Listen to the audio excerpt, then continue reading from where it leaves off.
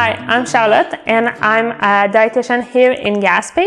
So the capsule of today is going to be about allergies and intolerances. So I'm going to talk about both of them. So give the definition, what system they involve, the symptoms, and example of allergies or intolerances that can be that your child can have or your people around you.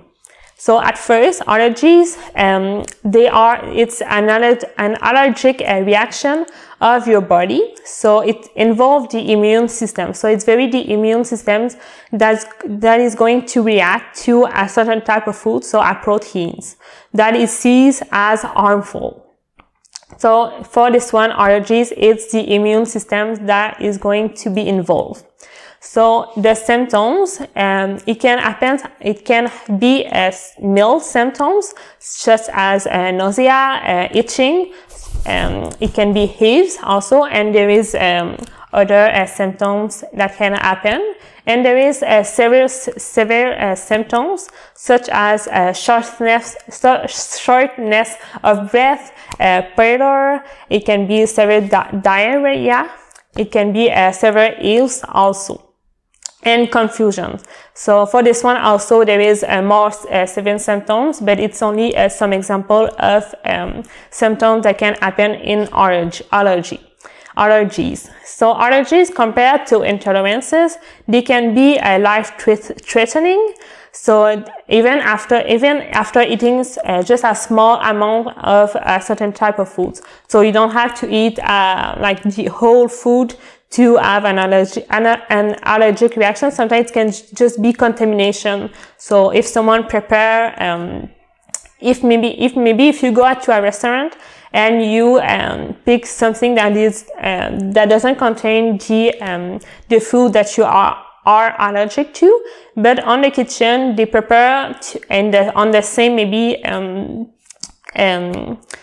the same work plan. So they prepare your meal with the same work plan as another meal that contain your allergen. So maybe if it's peanut, there's going to be a contamination between both.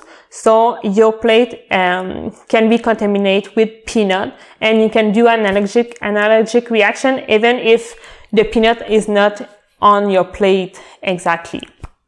So it can be life-threatening, and sometimes depending on the allergy, there can be anaphylaxis. And what is that? Is very a severe reaction to a certain it's a severe allergic reaction. So it's very severe symptom that's going to occur, and it starts quickly, and it might cause death.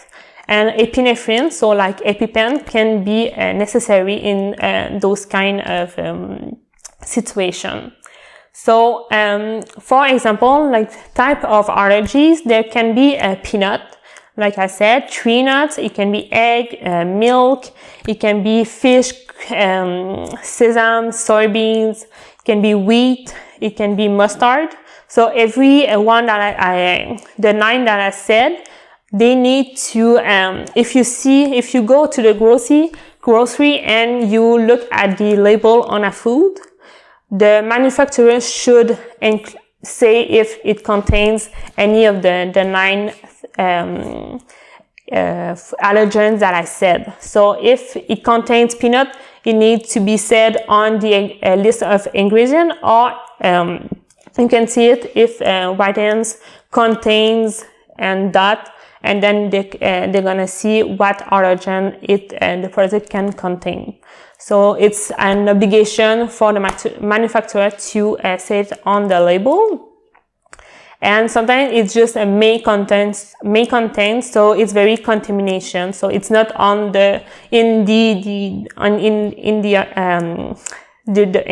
product, but it can be a contamination, like I said, for the restaurant.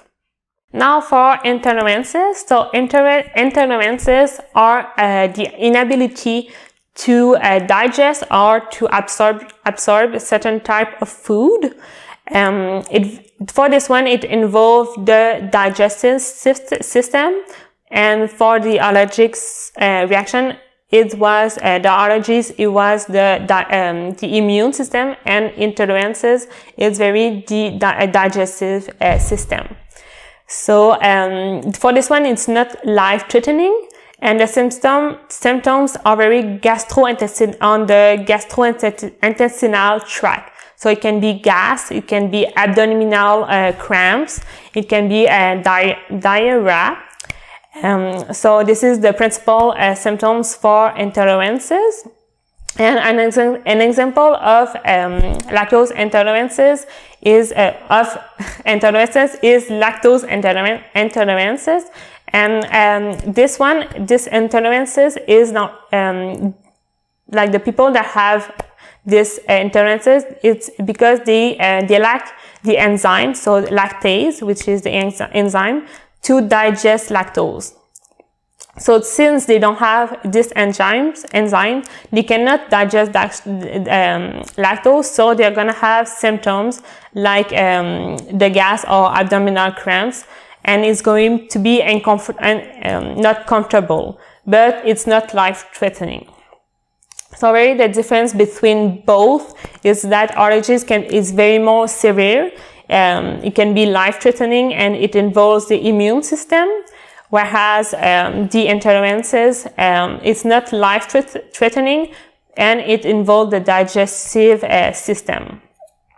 And if you want to go see more about like the difference between both, or see more symptoms about both, you can go see the Food Allergy Canada on their website, or Allergie Quebec, and there is like full like a lot of information about these